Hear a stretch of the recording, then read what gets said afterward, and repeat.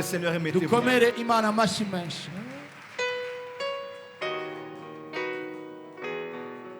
Si vous êtes là, balancez les mains dans la présence de Dieu.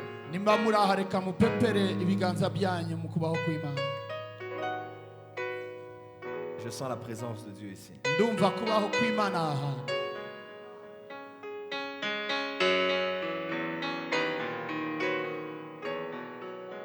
Thank you, Jesus. Urakoze Yesu. Thank you for your mercy Urakoze kubw'imbabazi zawe. and for your grace. Urakoze kubw'imbabazi zawe. I will wait for you, Jesus. You are the sun and my horizon. All my hope is in you, Jesus. I can see you now, arising.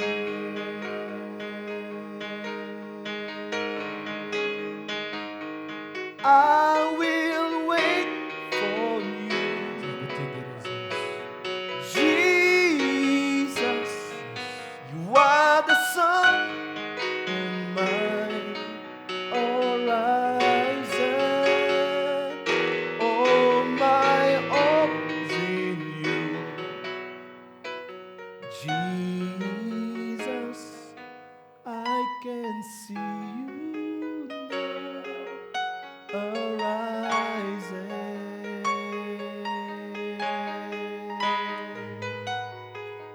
Je m'attendrai à toi, Jésus. Tu es le soleil de mon matin. Toute ma force est en toi, Jésus. Je peux te voir ce soir, Yesu ndakubona. t'élever. Ndakubona uhaguruka Yesu. Je m'attendrai à toi, Nzagutegereza. Jésus. Yesu. Tu es le soleil de mon matin. Izuba ry'igitondo Toute ma force est en toi, imbaraga zanjye ziri muri wowe. Jésus. Yesu. Je peux te voir ce Yesu soir, ndakubona uyu mugoroba. Uhaguruka Yesu. Je m'attendrai à toi, Nzagutegereza Yesu. Jésus. Yesu. Tu es le soleil de mon matin. Toute ma force est en toi, Imbaraga zanjye zose ziri muri wowe. Jésus. Yesu. Je peux te voir ce soir, t'élever. Toute ma force est en toi. Adabashataraba. Toute ma force est en toi. Toute ma force est en toi. Ah. Toute ma force est en toi, Jésus. Je peux te voir ce soir, t'élever.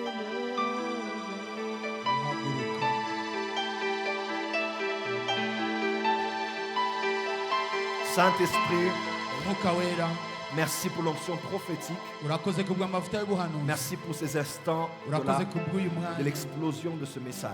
Umwanya tugiye kwinjira muri uyu Merci butumwa. parce que la vie de quelqu'un ne sera plus jamais comme avant. Urakoze ku buzima bw'umuntu uri hano bugiye guhinduka. Au nom de Mu Jésus-Christ. izina rya Yesu. Amen. Amen. Acclamons très fort. Reka dukomere Imana amashyi neza. Darabashandarababas. Oh, hallelujah. Est-ce que vous êtes prêts?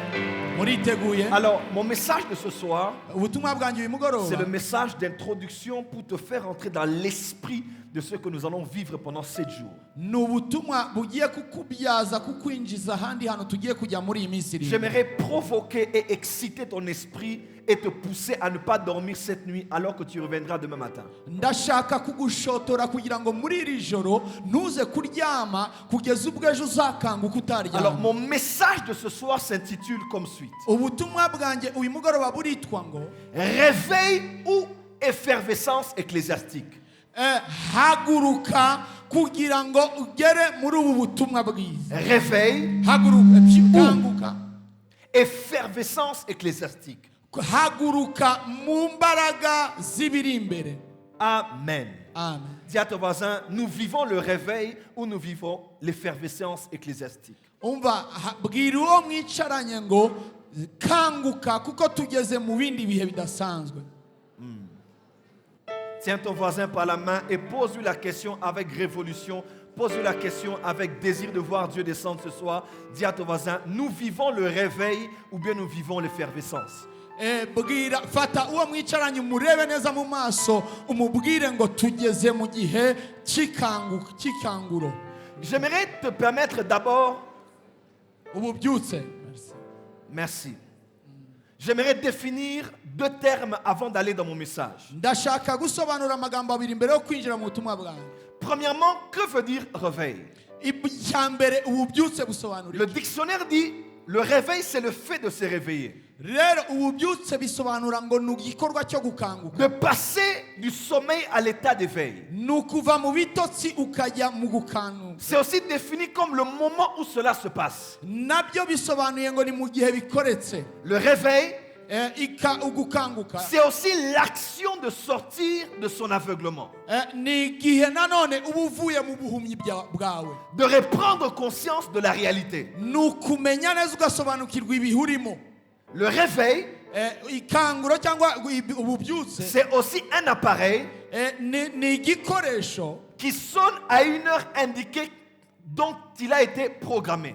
ni igikoresho kibasha gukangura umuntu ku gihe bagishyiriyeho. Et beaucoup de gens, chaque matin, mis le réveil soit dans leur téléphone, dans leur montre, ou bien il y a carrément une montre qui s'appelle réveil qu'ils utilisent pour se réveiller afin de ne pas être prolongés dans le sommeil. ndetse abantu benshi bakunze kubishyira muri za telefone zabo bimwe bita alarm kugira ngo zibakangure bajye mu kazi cyangwa mu bindi.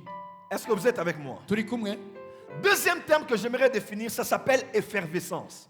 irindi jambo rya kabiri nshaka ko tuvugaho ni ugutogota cyangwa Que veut dire effervescence? iri jambo rirasobanura iki? C'est un bouillonnement tumultueux. ni uburyo bwo gutogota. Ne vous en faites pas d'interprétation. Par le dégagement rapide d'un gaz traversant un liquide sous forme de bulles qui viennent crever à la surface. Quand vous avez du Doliprane ou bien du paracétamol, c'est un produit effervescent. Vous avez de l'eau inyangé, c'est ça?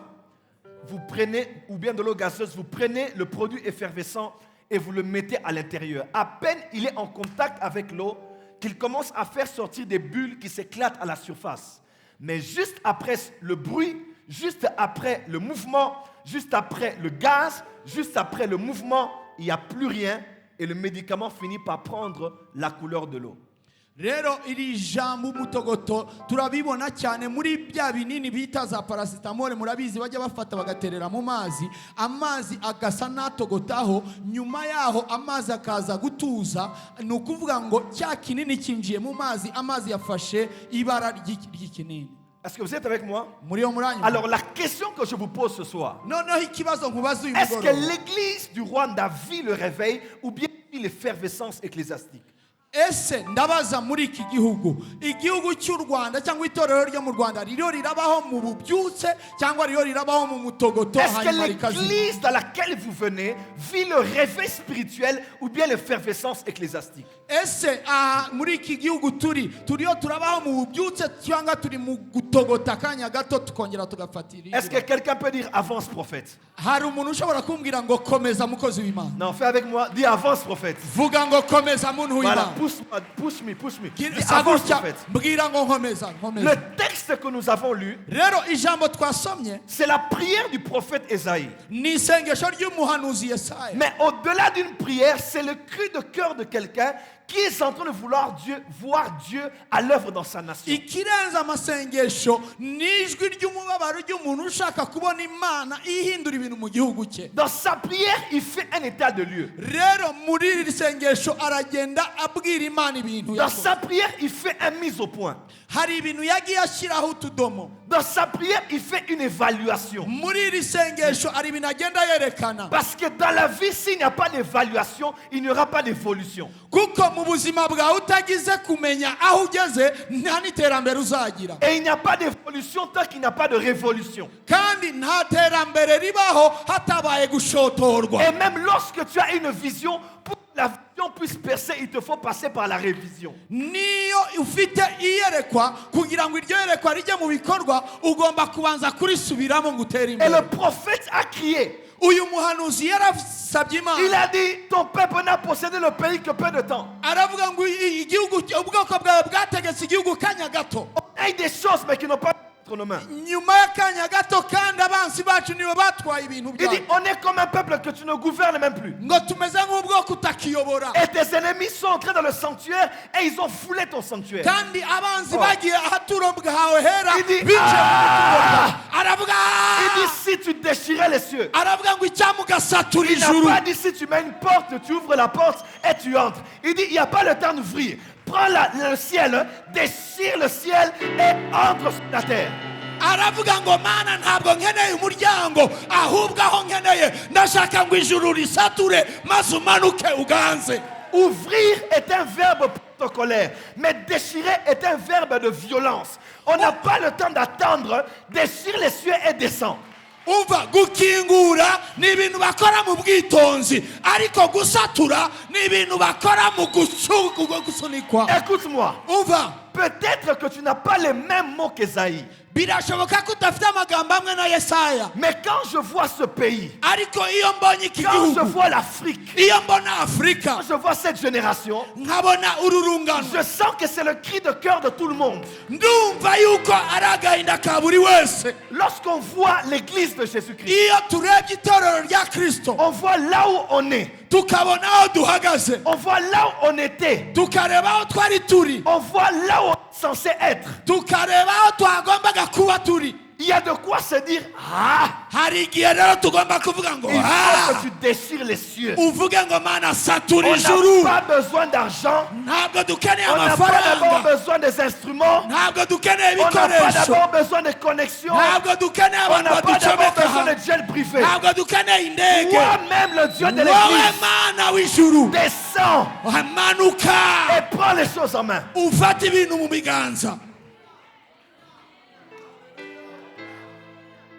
C'est un cri Numva ni ijwi ry'umubabaro que je vois dans cette génération. ndiho mbona muri iki gihe cyacu. Quand je vois les intercesseurs prier, Iyo mbona abinginzi basenga je vois dans leurs yeux qu'ils sont fatigués. mbona mu maso yabo basa naho bananiwe. Quand je vois les worship teams chanter, Iyo mbona abaririmbyi baririmba je sens dans leur chant que quelque chose manque. ndumva yuko mu ndirimbo zabo hari ikintu kibura. Quand on entend les prédications du haut des chairs, Umva iyo turiho tuvuga ubutumwa hano ku gatuti, on n'a plus des messages, mais on a des massages. umva ntabwo tugitanga ubutumwa ahubwo turamasa abantu. Les pasteurs doivent arrêter de prêcher, ils doivent emmener les gens au sauna et au massage pour les mater.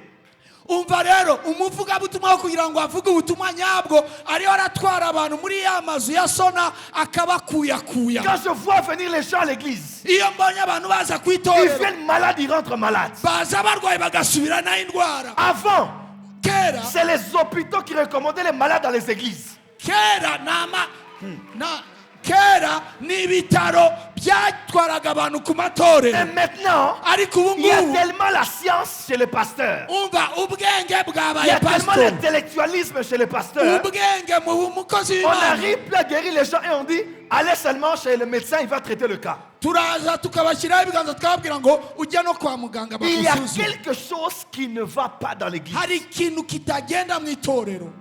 Et il n'y a pas de changement tant que quelqu'un ne se dit pas ça suffit, il faut que ça change. kandi ntabwo hazaba impinduka nutagera uvuga ngo Et ndabirambiwe. le Seigneur m'a dit Imana que yambwiye le ngo ministère de cette femme ngo umurimo w'uyu mudamu est en train de passer à sa deuxième dispensation. agiye kugera mu rundi muhamagaro wa kabiri. Tu n'as pas dit Amen. Tu n'as pas dit Amen. Ntabwo wavuze amina. Tu n'as pas dit Amen. Vuga amen. Il y a quelque chose de nouveau qui arrive. Hari ikintu gishya kigiye Ça kugeraho va bouleverser ce pays. kigiye gucanganikisha abantu muri iki gihugu. Jésus Yesu a 29 ans. umva mu myaka 29 Quand Jésus avait 29 ans, mu gihe Yesu yari afite il imyaka passait à côté des 29 aveugles. yagendaga ku Rien ne se impumyi passait. impumyi ntabwo Il se passait à côté des morts. yajya imbere y'abapfuye Rien ne se passait. ntacyabagaho Il se passait à côté des malades. yajya mu barwayi Rien ne se passait. À ntacyabagaho 29 ans. mu myaka Et 29 quand la montre a tourné, tac, tac, tac, tac, isaha urushinge ruragenda rukubita ta ta arrivé- ta quand c'est arrivé à 30 ans, bigeze ku myaka 30 ce qu'il y avait en lui est sorti. icyari muri we cyarabyutse.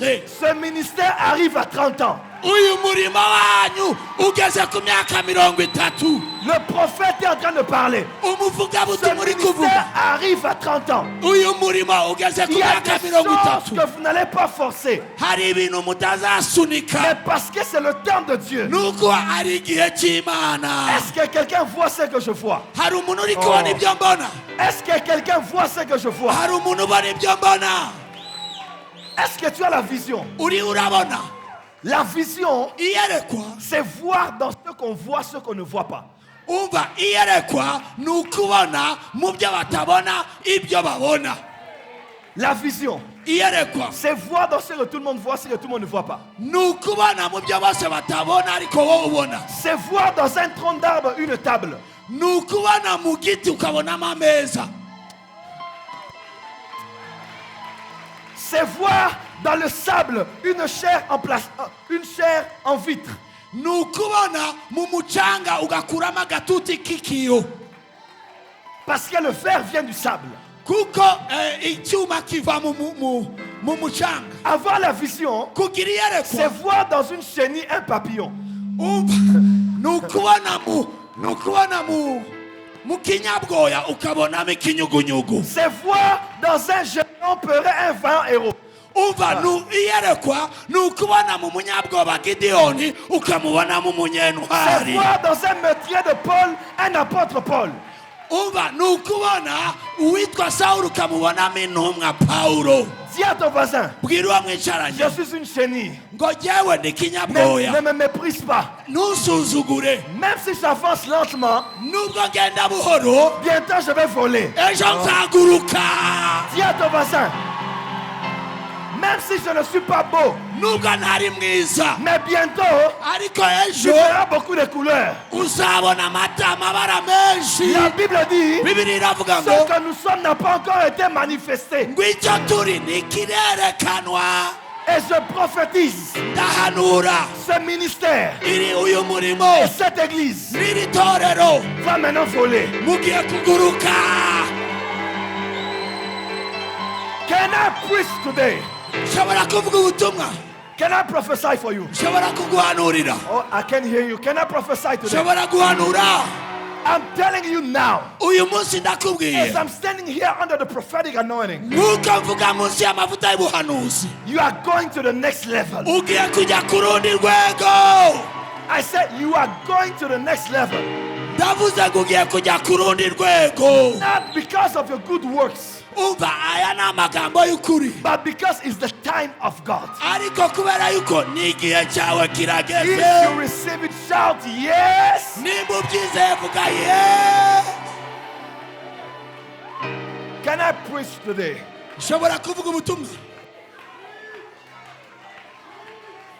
Shout amen, somebody. oh haleluya.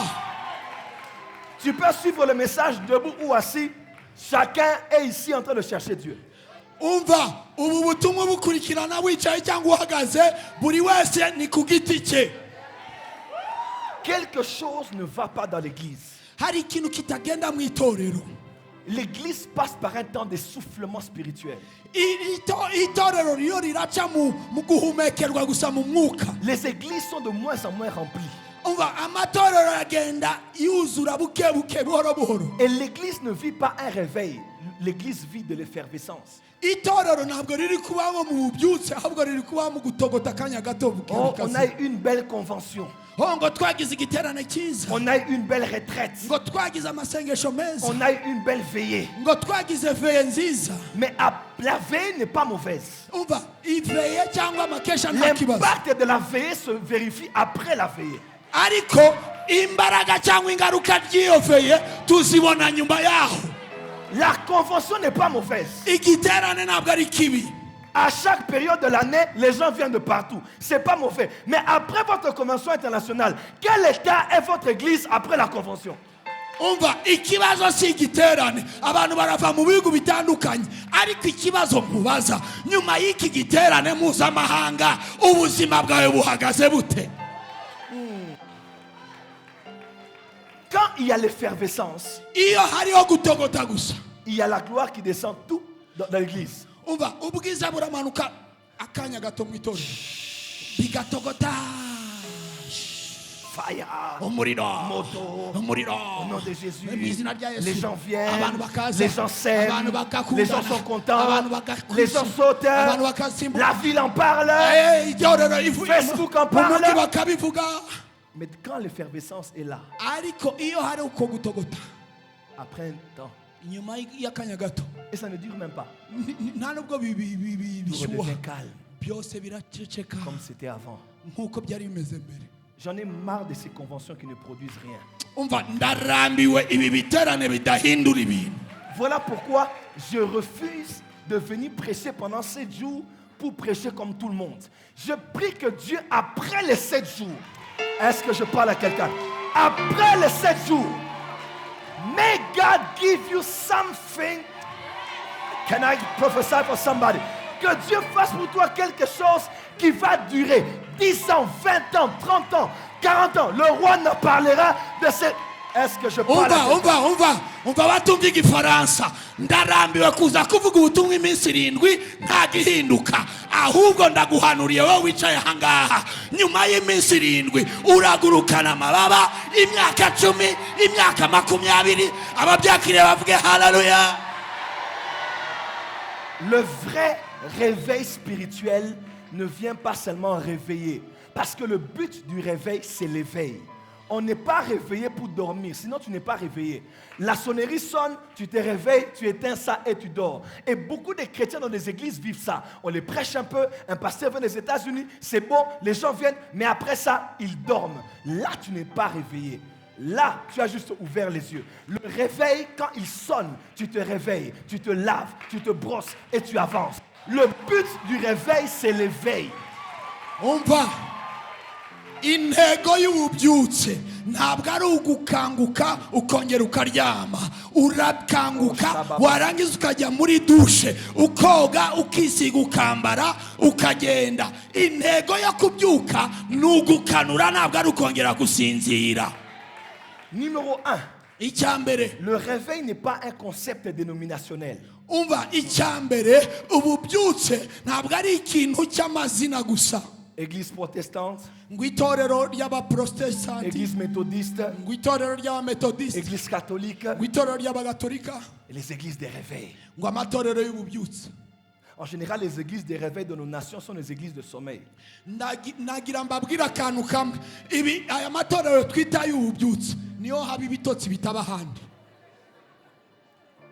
Voilà pourquoi même les responsables politiques, les gens haut placés dans la transformation de la culture de nos nations ne respectent pas l'église. Parce qu'au lieu que l'église puisse pousser les gens à impacter la société, l'église passe le temps à occuper les gens dans les églises. Écoutez-moi très bien. Le temps est arrivé, on doit quitter de l'effervescence pour atteindre un réveil dans l'église.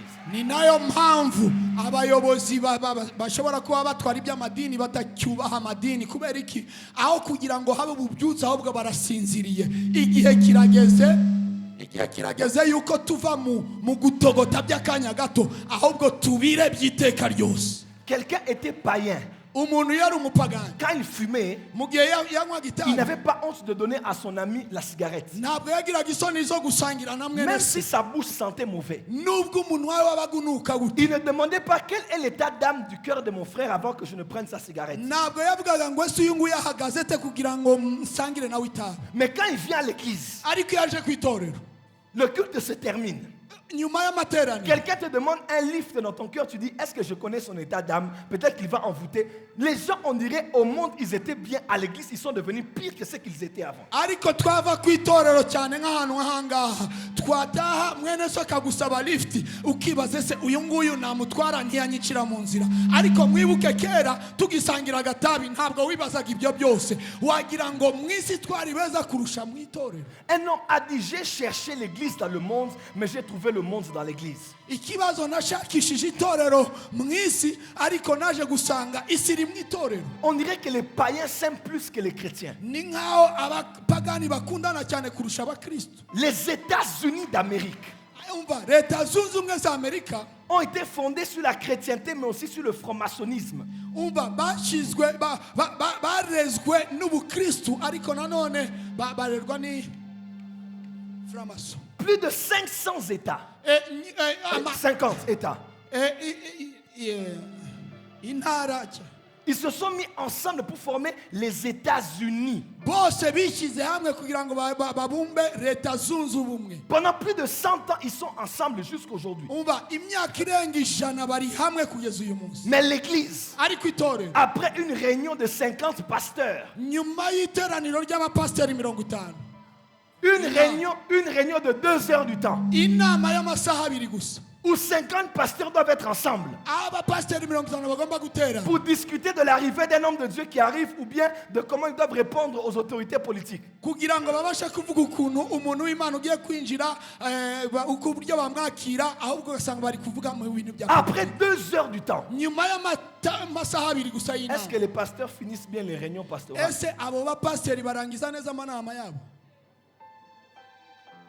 Comment des païens peuvent être plus unis que les chrétiens? ni gute abapagani babumwe kurusha uko abakristu twabumwe Et la Bible déclare, umva bibiri iravuga ngo dis à ton voisin évaluation. aho ngaha rero turiyo turavuga uko duhagaze Dis bien évaluation. vuga neza ngo evaluation Non, tiens ton voisin par la main violemment. umva mufate mu maso Tiens ton voisin, umurebe fais l'évaluation. mubwire ngo isuzume Tiens ton voisin de l'autre côté. fata n'undi wo ku rundi ruhande De devant ou de derrière, ton voisin uw'imbere évaluation. n'uw'inyuma mubwira ngo isuzume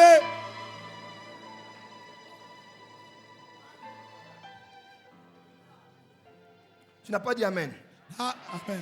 Quand vous lisez dans Esdras 3 à partir du verset 10, musomye muri ezira gatatu rimwe kugeza ku icumi on dit lorsqu'on posait les fondements du nouveau temple après la destruction de celle que Salomon avait construite, ngo mu gihe bari bashyizeho ibuye ryo kubaka ingoro yo hanyuma y'iyo salomoni yari yarubatse la génération de ce temps-là urubyaro rw'icyo gihe a poussé les cris et a commencé à célébrer Dieu. batangiye kuvuza akaruru bahimbaza imana Parce qu'ils avaient vu le travail commencer. kuko bari babonye umurimo utangira Parce qu'ils avaient vu le progrès accompli. bari babonye iterambere rigitangiye Mais la génération de ceux qui avaient vu le temple dans le temps de Salomon, ariko muri urwo rubyaro rwari rwarabonye ingoro yo hambere kwa ils ont salomo commencé à pleurer. batangiye kurira Ils ont commencé à pleurer. batangira kurira Les jeunes chantaient, abasore les bararirimbaga vieux pleuraient. n'abasaza Il barira y avait une telle confusion qu'on ne savait pas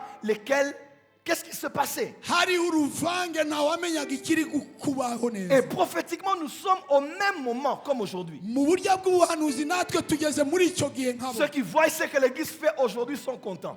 ababona iki itorero riri gukora uyu munsi Les baranezerewe parcelles qu'on achète, bakabona turiho les turagura stations radio que ibibanza l'on met sur place, bakabona ibintu biriho biragenda neza les pasteurs qui voyagent, abapasiteri bagenda mu les bihugu ouvertures financières accordées. ni ukuri amafaranga arinjira Ceux d'aujourd'hui sont contents.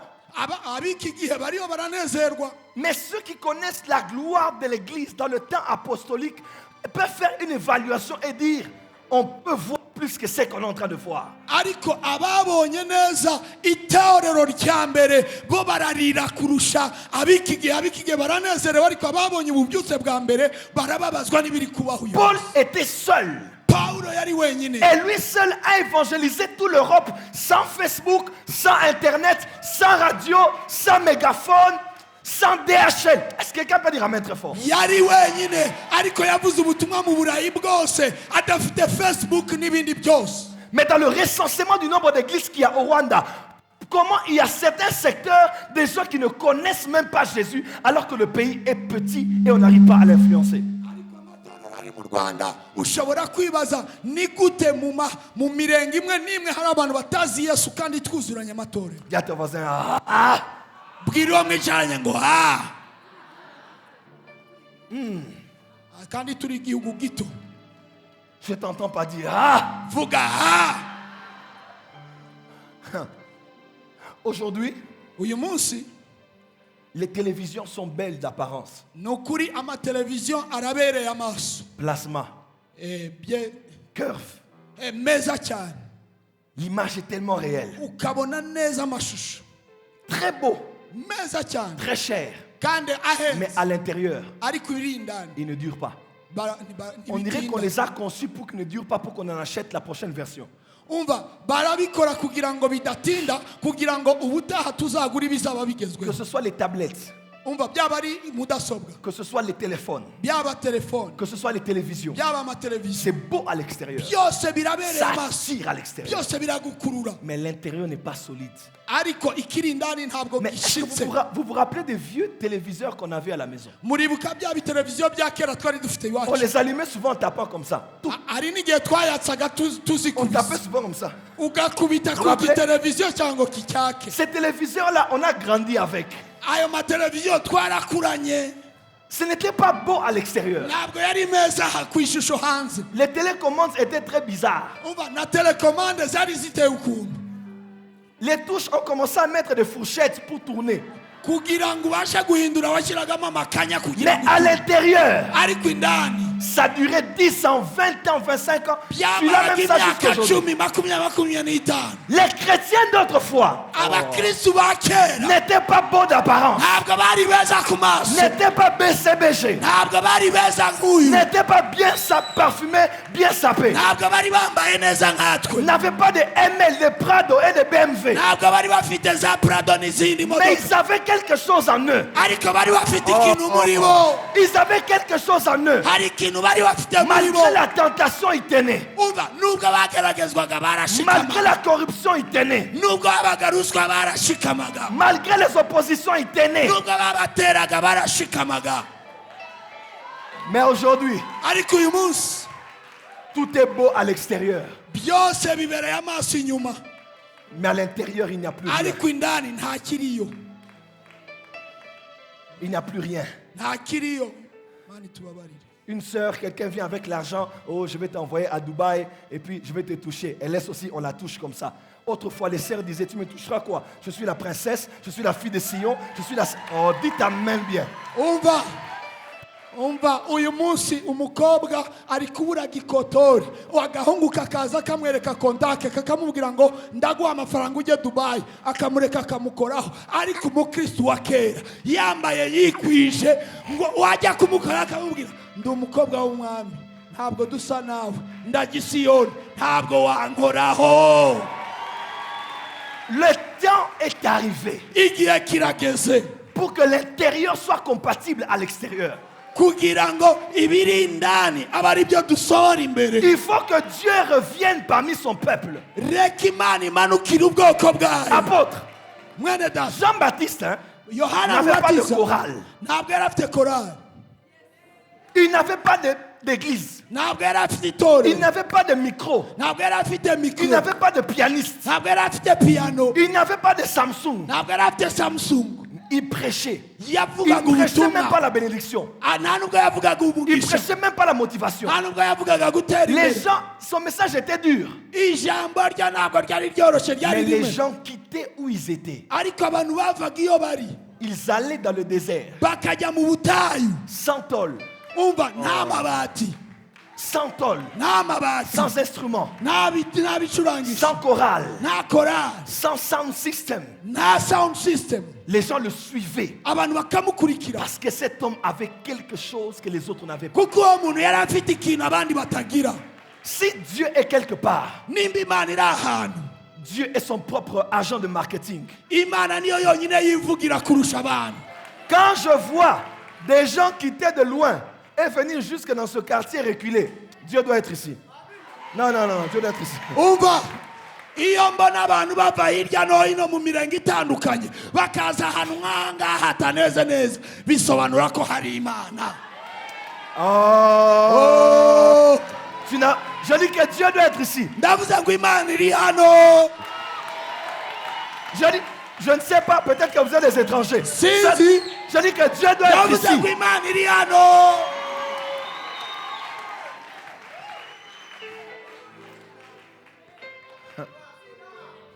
L'église a besoin d'un réveil.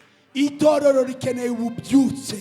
Écoutez-moi, rapidement. munyumve nyarutsa. Voici les quelques choses qui vous montrent que l'église a besoin d'un réveil. murebe ibi bintu ngiye kubereka byerekana ko itorero rikeneye ububyutse. 1.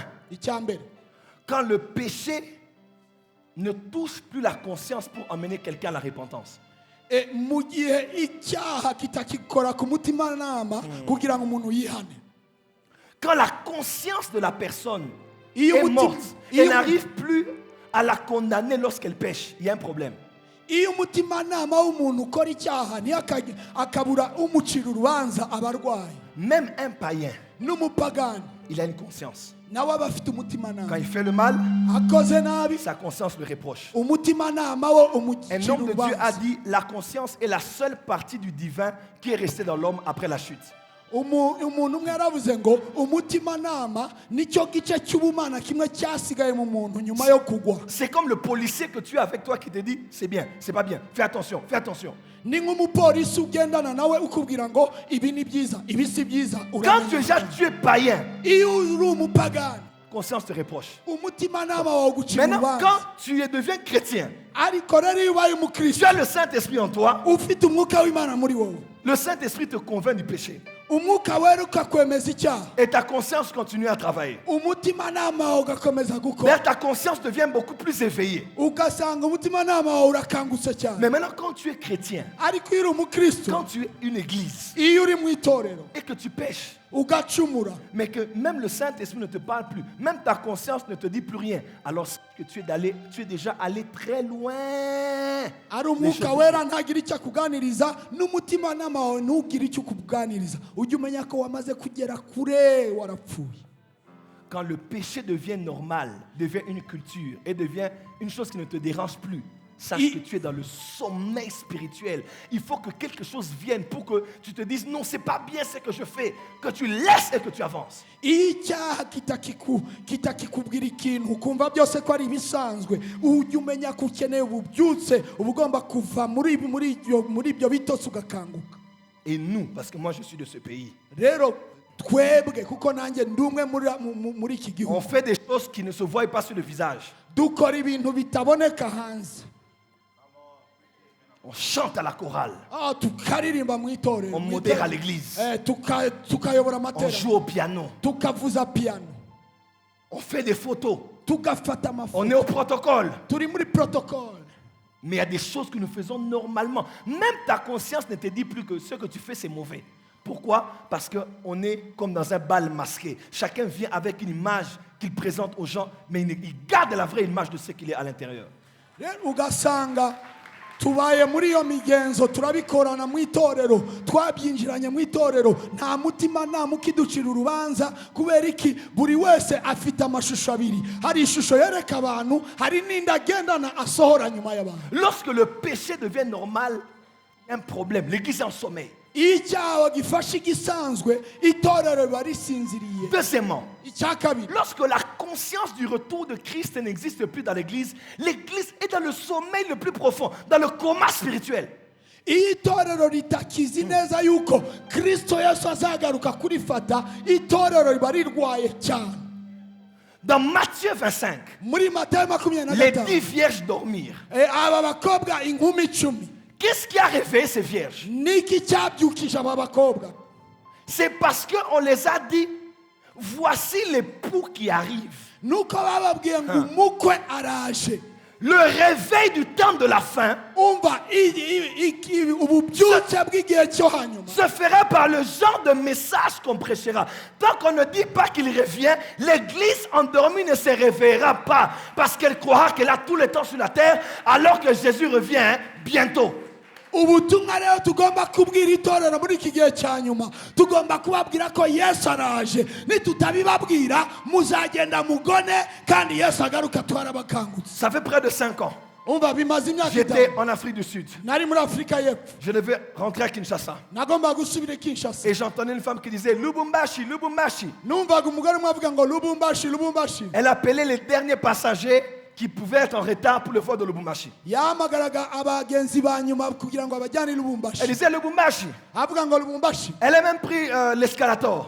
agenda kuri escalator Elle est descendue. aramanuka Lubumbashi. aravuga Lubumbashi Lubumbashi. Lubumbashi Lubumbashi. Lubumbashi Lubumbashi. Lubumbashi. Après, elle est rentrée nyuma yaho aragaruka et ils ont fermé des gates. barafunga umuryango. Dieu m'a dit, Imana c'est yambwiye la ngo mission que je te donne. ngo nawe niwo murimo nguhaye. Il y a un rendez-vous qui arrive, umva hari gahunda igiye kubaho qui est plus que ton rendez-vous d'affaires, itandukanye na gahunda y'umurimo qui est wawe plus que l'interview que tu as à l'ambassade, bitandukanye na interview ufite kuri ambasade qui est plus que la dot qui a été programmée avec la belle famille, umva bitandukanye n'inkwano batabasabye qui est plus que iwanyu. les connexions avec les Tanzaniens partenaires qui viennent pour les affaires. bitandukanye n'abo bantu bashya mugiye gukorana. Il y a un rendez-vous qui arrive. hari gahunda iriho Rate tous les rendez-vous, umva uzabure ku mais zindi ne rate gahunda pas ce rendez-vous-là. ariko iyi gahunda ntuzayibureho Parce que Jésus yesu est en train de revenir. yesu aragarutse.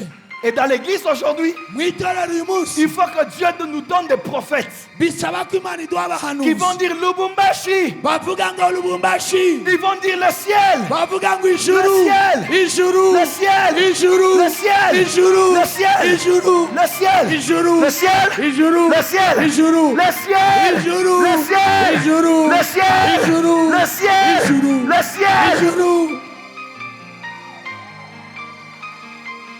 La vie chrétienne, c'est pas seulement le bénédiction, mariage, voyage. Non, non. Parce que le jour où tu as tout, tu vas prier pour quoi?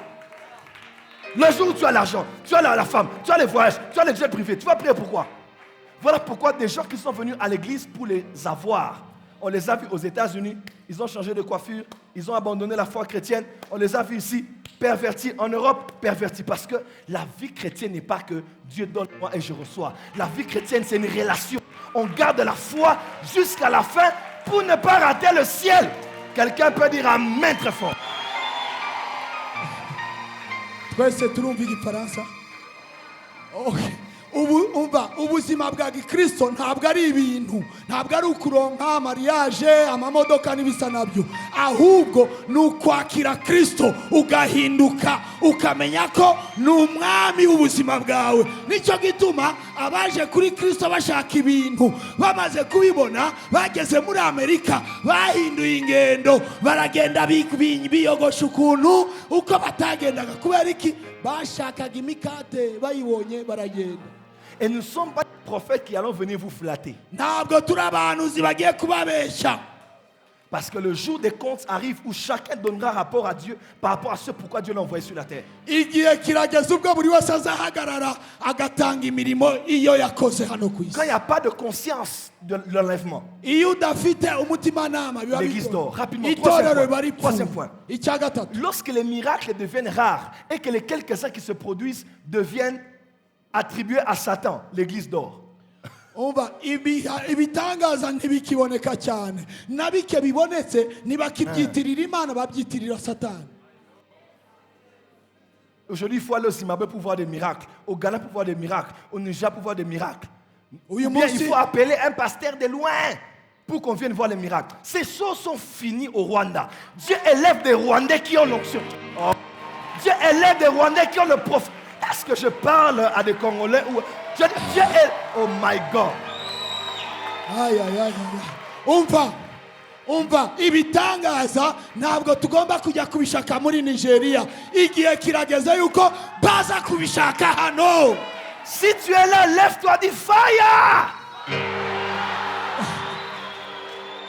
Lorsque les miracles deviennent rares à l'église, iyo ibitangaza bibaye bike mu itorero, il faut une croisade pour que les paralytiques marchent. bisaba ibiterane bikomeye kugira ngo ibimuga bigende. Dans cette église qui va commencer, muri iri torero ritangiye même dans les cultes de la semaine, les aveugles vont voir, les sourds vont entendre, les miracles. Est-ce que quelqu'un peut dire Amen? umva ntabwo tukikeneye ibitangaza biva hanze. Muri iri torero dutangiye twafunguye uyu munsi, ndabahanuriye no mu cyumweru hagati ibimuga bizajya bigenda.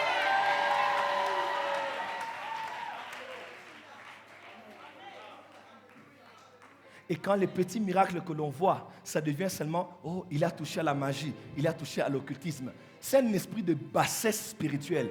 Aujourd'hui, même quand un chrétien, il a une nouvelle voiture, il a touché, il a été coopté dans les loges, il est devenu suspect. Quand une population attribue une évolution d'un individu ou d'un groupe d'un individu à des choses spirituelles, cette population est pauvre et elle vit dans le sous-développement mental.